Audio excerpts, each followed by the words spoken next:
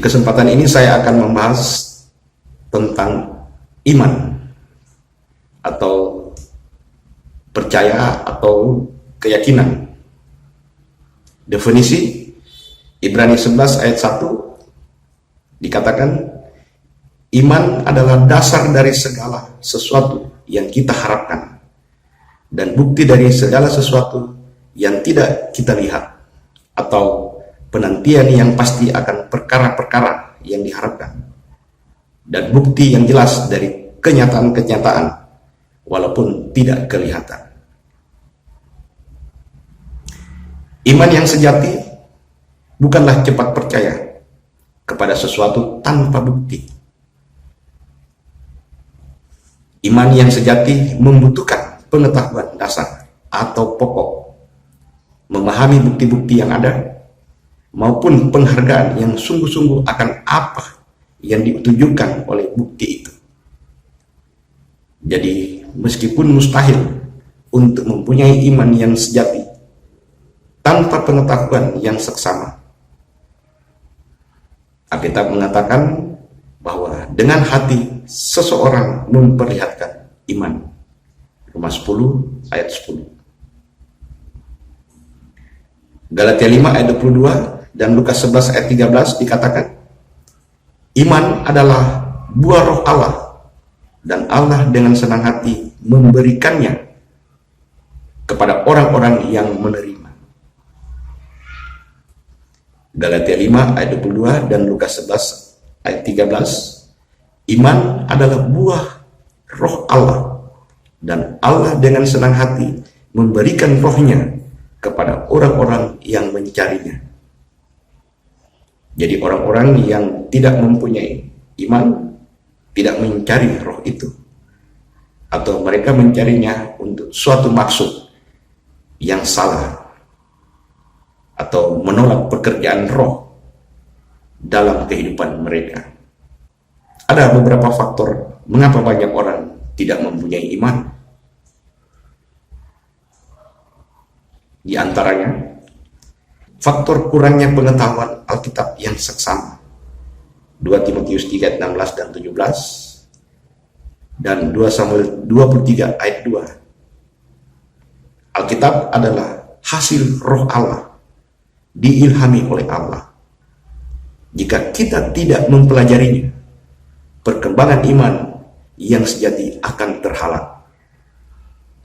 Meskipun anggota-anggota gereja mungkin mempunyai Alkitab, jika mereka diajar dengan gagasan dari manusia dan bukan gagasan dari fakta kebenaran Alkitab, yaitu firman Allah, mereka akan kekurangan iman yang sejati terhadap Allah dan maksud tujuannya.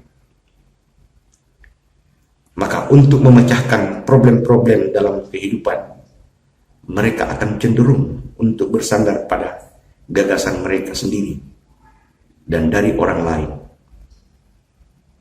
Anda bisa baca di Matius 15 ayat 3 sampai 9. Faktor lain, kekecewaan terhadap agama. Banyak orang telah dikecewakan oleh kemunafikan gereja-gereja susunan Kristen yang mengaku mengajarkan firman Allah, tetapi tidak hidup selaras dengan apa yang dikatakannya. Orang-orang lain yang tidak menganut agama Kristen, mereka melihat buah-buah buruk dari orang-orang yang mempraktikkan agama tersebut, atau mendapati bahwa kepercayaan mereka tidak benar-benar membantu memecahkan problem-problem kehidupan. Karena kurang pengetahuan yang seksama tentang Allah yang benar, orang-orang tersebut menjauhkan diri dari segala sesuatu yang ada hubungannya dengan agama. Anda bisa bandingkan Roma pasal 3 ayat 3 dan 4 dan Matius 7 ayat 21 sampai 23. Faktor lain, tidak mengerti mengapa Allah mengizinkan kefasikan.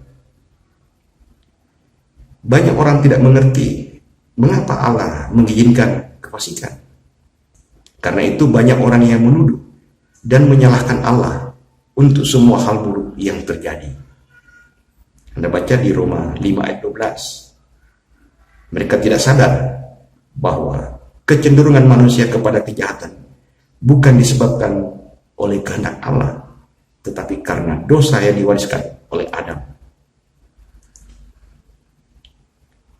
1 Yohanes 5 ayat 19, Wahyu 12 ayat 2 dikatakan, mereka tidak sadar akan adanya setan, si iblis, dan pengaruhnya atas persoalan di dunia ini yang kita hadapi hingga saat ini. Jadi mereka menyalahkan Allah untuk hal-hal jahat yang dilakukan oleh setan. Anda bisa baca Yakobus 3 ayat 14 sampai 18. Jika mereka sampai di taraf tertentu mengetahui hal ini, mereka mungkin merasa bahwa Allah lambat mengambil tindakan. Karena mereka tidak melihat dengan jelas sengketa kedaulatan universal dan tidak memahami fakta bahwa kesabaran Allah sampai sekarang memberi mereka kesempatan yang murah hati untuk mendapat keselamatan. Roma 2 ayat 4, 2 Petrus 3 ayat 9. Selain itu, mereka tidak menyadari sepenuhnya bahwa Allah mempunyai waktu yang telah ditetapkan, manakala Allah akan membinasakan untuk selama-lamanya semua yang dipraktekkan kefasikan. Anda bisa baca Wahyu 22 ayat 10 dan 12 sampai 12, dan Wahyu 11 ayat 18, dan Habakuk 2 ayat 3. Faktor yang lain, kehidupan yang dikuasai oleh keinginan dan pandangan jasmani. Pada umumnya, orang-orang kekurangan iman yang berbobot telah mengerahkan segenap upaya mereka untuk mengejar kepentingan-kepentingan lain. Ada yang mungkin mengatakan bahwa mereka mempercayai Alkitab, tetapi mereka mungkin tidak pernah mempelajarinya dengan seksama, atau mungkin tidak merenungkan dengan penghargaan apa yang telah mereka baca dan bagaimana menerapkannya dalam kehidupan sehari-hari. Anda bisa baca di 1 Tawarik 28 ayat 9, Ibrani 3 ayat 12, Yakobus 1 ayat 14 sampai 15, dan Yakobus 3 ayat 14 sampai 18 dikatakan, kadang-kadang mereka tidak memupuk iman yang mereka miliki, tetapi malah membiarkan keinginan untuk hal-hal yang tidak benar menguasai kecenderungan hati, sehingga mereka menjauh dari Allah dan jalan-jalannya. Bagaimana seseorang bisa memperoleh iman? Roma 10 ayat 17 dikatakan, iman timbul karena hal-hal yang didengar. Anda bisa bandingkan di Kisah 17 ayat 11 dan 12, dan Yohanes 4 ayat 39 sampai 42, dan 2 Tawarik 9 ayat 5 sampai 8. Seseorang pertama-tama harus mengetahui apa yang dikatakan Alkitab, dan keyakinannya akan semakin kuat jika ia memeriksanya dengan seksama, agar ia merasa yakin akan keterandalan Alkitab. Roma 10 ayat 10 dikatakan, dengan hati seseorang memperlihatkan iman. Jadi dengan merenungkan hal-hal yang saleh untuk mempenghargaan akan hal itu, seseorang menanamkan dalam hatinya. Mazmur 106 ayat 9 sampai 12 dikatakan, iman dikuatkan jika seseorang bertindak selaras dengan janji-janji Allah, dan kemudian melihat bukti berkat-berkat Allah atas apa yang telah ia lakukan. Contoh perumpamaan, mungkin Anda mempunyai teman, dan tentang dia Anda mengatakan, saya percaya kepada orang itu. Saya yakin bahwa kata-katanya dapat diandalkan, dan saya tahu bahwa jika saya mempunyai problem atau masalah, dia akan membantu saya. Tidak mungkin Anda akan berkata demikian tentang seseorang yang baru pertama kali saudara jumpai kemarin. Dia haruslah seorang yang sudah lama bergaul dengan Anda. Seseorang yang telah berulang kali membuktikan bahwa ia dapat dipercaya. Demikian pula dengan iman dalam agama. Agar mempunyai iman, saudara harus menyediakan waktu untuk mengenal satu-satunya Allah yang benar dan caranya menyelesaikan segala sesuatu. Iman kepada harapan akan suatu sistem baru yang adil benar. Bila seseorang sudah mengetahui benar catatan tentang cara Allah berurusan dengan hamba-hambanya, ia akan mempunyai pandangan yang sama seperti Yosua yang mengatakan, "Kamu tahu benar dengan segenap hatimu dan dengan segenap jiwamu bahwa tidak satu kata pun dari antara semua perkataan baik yang diucapkan Tuhan Allahmu kepadamu yang tidak ditepati. Semuanya telah menjadi kenyataan bagimu.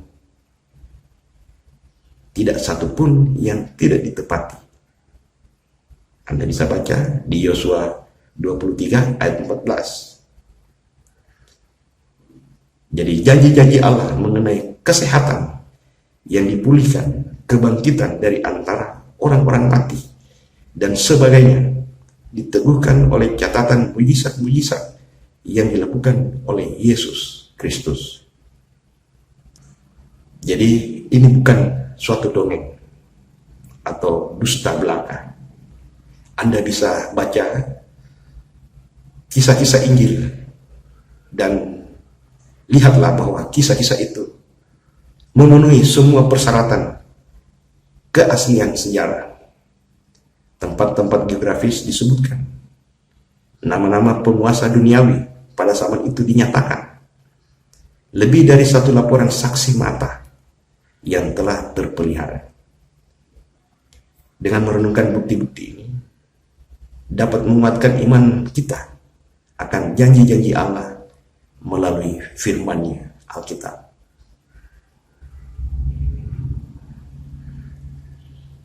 Apakah perbuatan benar-benar perlu jika seseorang mempunyai iman? Yakobus 2 ayat 17 dan 18 dan ayat 21 dan ayat 22 dan 26 dikatakan, iman jika tidak disertai perbuatan, iman itu mati. Seseorang mungkin mengatakan, engkau mempunyai iman dan aku perbuatan. Tunjukkanlah imanmu kepadaku tanpa perbuatan, dan aku akan menunjukkan imanku kepadamu melalui perbuatanku. Bukankah Abraham bapa kita dinyatakan adil benar melalui perbuatan setelah ia mempersembahkan Ishak putranya di atas mezbah? Engkau melihat bahwa imannya bekerja sama dengan perbuatannya, dan karena perbuatannya imannya disempurnakan. Sesungguhnya seperti tubuh tanpa roh adalah mati, demikian pula iman tanpa perbuatan adalah mati. Contoh perumpamaan. Seorang pemuda mungkin berhubungan dengan seorang pemudi, dalam arti berpacaran, dan mengatakan bahwa ia mencintai pemudi itu atau gadis itu. Namun, jika ia tidak pernah meminang atau melamar gadis itu atau pemudi itu, apakah ia benar-benar menunjukkan bahwa cintanya sungguh-sungguh? Demikian pula, perbuatan adalah suatu cara untuk menunjukkan kesungguhan iman kita dan kasih kita. Jika kita tidak menaati Allah, kita tidak benar-benar mengasihi Dia atau mempunyai iman akan benarnya jalan-jalannya. 1 Yohanes 5 ayat 3 dan 4 dikatakan, namun kita tidak dapat memperoleh upah berupa keselamatan, tidak soal perbuatan apa yang kita lakukan. Efesus 2 ayat 8 dan 9, hidup kekal adalah suatu karunia dari Allah melalui Yesus Kristus, bukan upah untuk perbuatan kita. Demikian penjelasan kali ini, semoga bermanfaat. Jangan lupa tekan tombol subscribe dan share agar Anda bisa mendapatkan fakta kebenaran Alkitab di channel ini. Terima kasih.